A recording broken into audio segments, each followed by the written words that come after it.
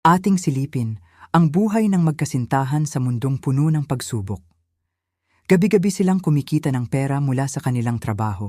Isang trabaho na kadalasang sinusukat ng tingin at aliw ng ibang tao.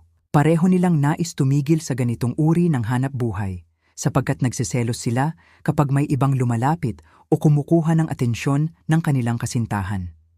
Gayunman, maraming balakid at tukso ang humahadlang sa kanilang pagnanais na magbago. Iyan ang maikling paglalarawan ng isang pelikulang inilabas noong 2023. Paano nga ba tatakbo ang kanilang kwento?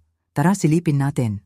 Sa pelikulang ito, ipapakita sa atin ang dalawang taong umiibig, sina Eva at Adan.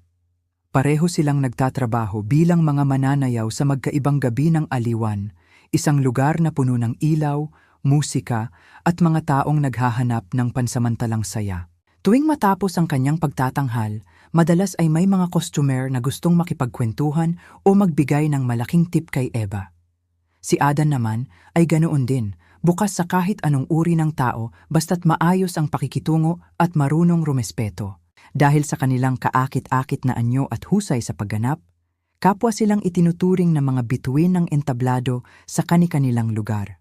Maraming humahanga sa kanila, may ilan pang nag-aalok ng kasal o tunay na relasyon. Dahil dito, marami ring naiinggit sa kanila, lalo na ang mga kasamahan nilang mananayaw. Isa na rito si Marga, na palaging ikinukumpara ang sarili sa dalawa at lihim na nagdaramdam sa kanilang kasikatan. Ngunit sa gitna ng liwanag at musika, nagsisimula na ring masira ang mundong matagal na nilang itinayo. Upang magselos at magalit si Eva, sinadya ni Marga na lapitan at akitin si Adan. Sa harap mismo ni Eva, ipinakita ni Marga ang pagiging mapang-akit upang saktan ang damdamin ng babae. Dahil dito, nagalit si Eva at umalis ng luhaan. Gayunman, sa kabila ng galit at tampuhan, nanaig pa rin ang malalim na pag-ibig ni Eva at Adan. Naiintindihan nila ang sitwasyon ng isa't isa, lalo na't mahirap ang kanilang kalagayang pinansyal. Kaya kahit paulit-ulit silang sinusubok ng tukso at selos, pinili pa rin nilang magpatawad at magpatuloy. Lumipas ang mga araw hanggang sa tuluyan na silang magpasiyang, magsama sa iisang tahanan. Hindi man ito marangya, sapat na upang maramdaman nila ang saya at kapayapaan. Buhay nila ay payak, puno ng halakhak at lambingan, at araw-araw ay parang bagong simula.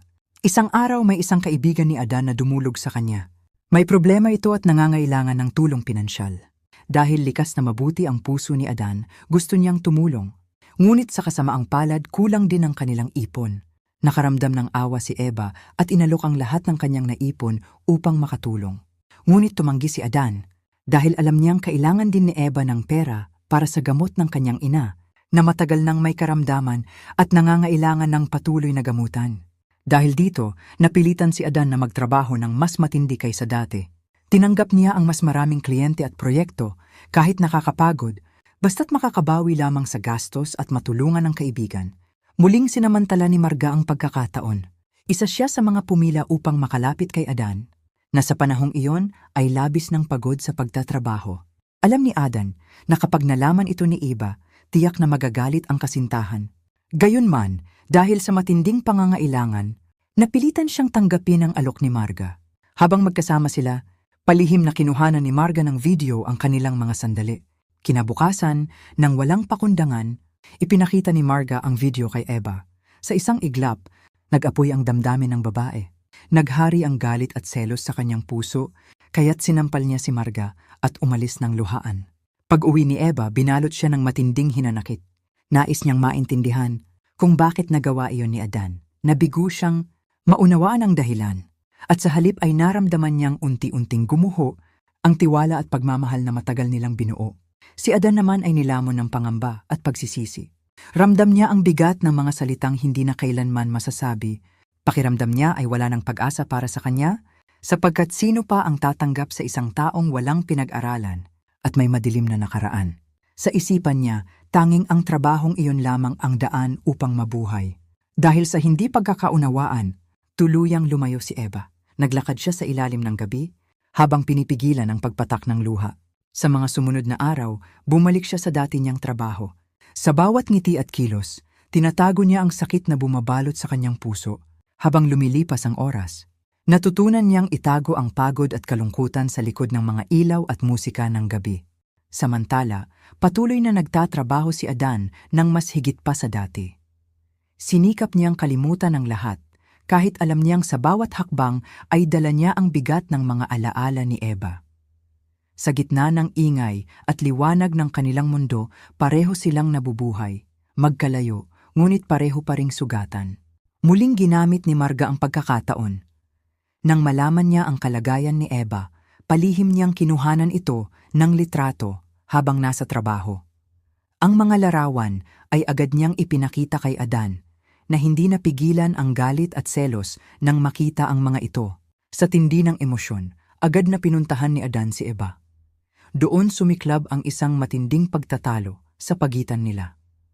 Bumulwak ang lahat ng sakit at tampo na matagal nang kinikimkim. Sa gitna ng pagtatalo, tuluyan nang bumigay si Eva. Kasabay ng pag-agos ng kanyang luha na ilabas niya ang bigat ng damdamin na matagal niyang itinago. Sa puso niya, hindi kailanman niya ginusto ang trabahong ginagawa niya. Pinilit lamang niya ito dahil sa pangangailangan. Ang tanging hangarin niya ay ang makasama at mahalin si Adan ng totoo. Ngunit tulad ng maraming lalaki, si Adan ay naging manhid sa mga hinaing ng kanyang kasintahan. Sa kawalan ng pag-unawa at kakayahang pakinggan ang isa't isa, kapwa nila nasaktan ang damdamin ng bawat isa. Nang mapagtanto ni Adan ang kanyang pagkukulang, bumalot sa kanya ang matinding pagsisisi. Nais niyang itama ang lahat, ngunit huli na ang lahat. Si Eva, na labis ng sugatan ng puso, ay piniling lumayo. Habang naglalakad sa dilim, bumulong siya sa sarili, tinatanong kung may karapatan pa bang magmahal ang isang taong tulad niya. Doon nagwakas ang kanilang kwento, isang pag-ibig na sinubok ng kahirapan, selos at pagkukulang. Sa huli, tanging alaala na lamang ang naiwan sa pagitan ni Eva at Adan, mga alaala ng pag-ibig na minsang nagbigay liwanag sa madilim nilang mundo. Salamat sa panonood at hanggang sa muli.